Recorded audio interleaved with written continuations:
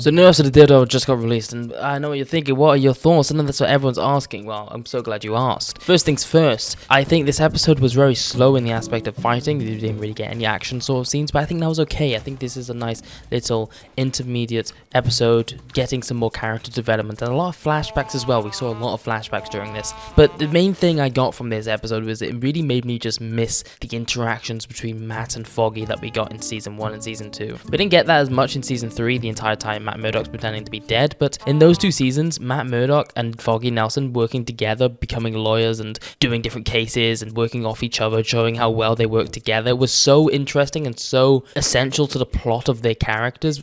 It just doesn't exist anymore. We're never going to get any more lawyer stuff from Matt Murdock, and that kind of upsets me in a way, I'll be honest. Foggy's obviously dead. He obviously died in episode 1 of Born Again, so we're never going to have him and Matt Murdock working together again. And because of the leaked photos, spoilers ahead if you don't want any spoilers, we know that Matt Murdock at the end of the season is going to go to prison. So either A, he's going to have his identity revealed to everyone in the world, or B, he's going to go to prison as Daredevil and he's going to keep his mask on in prison, which I think would be cool if they did that option. But anyway, either way, this season and next season, they're not going to do any sort of lawyering either way, so we're just never going to get any Matt Murdock lawyer stuff, which sucks. That's like one of his main character plot points, is him doing lawyer stuff. But that doesn't mean this episode was bad. It just, made me miss that sort of stuff. Anyways, I do think that Fisk in this episode looked like a big baby. He needs a new stylist. Those like overalls on him did not look good. I don't know. It just kind of looked funny more than anything. It didn't help when he started crying. I get this an emotional scene. He needs a new stylist. And obviously Bullseye in this episode, he's just peak.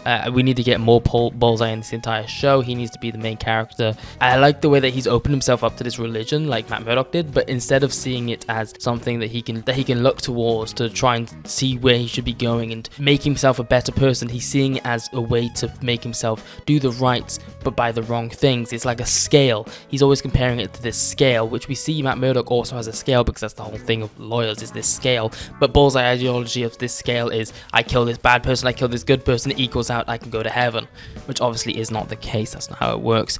Also, we got Wesley coming back in this, obviously in a flashback, but again, like Foggy, I just want to see him come back. He would not deal with this whole Daniel situation. He would not be just messing around with this guy. He'd be like, fuck you, get the way out of here, I'm gonna just deal with my employer. I also miss that. I miss when he was just called my employer, not Fisk. Everyone calls him Fisk now, obviously, because he's mayor, but it was cooler when he was called my employer, mysterious. Onto the actual meat and potato of this episode. What was it about? Well, it was about Vanessa dying. The entire episode basically is just a send-off to Vanessa from season 1 to this season, showing how far they've come and how it's gonna make Kingpin kind of go crazy, and that he does. He has a mental breakdown, he's so sad about it, and obviously from here, he's gonna get a little angry and he's gonna get unstable, and which will probably lead to what the final is of Daredevil being him, being like, you are a crazy boy, you don't belong to be mayor, and that's when the city rallies together to fight against him. I think it's a good decision to make Vanessa die, honestly. I think she's not a bad character, but I think it's just a natural place for Fisk's character to go now. They've had so much time together and they start working together now.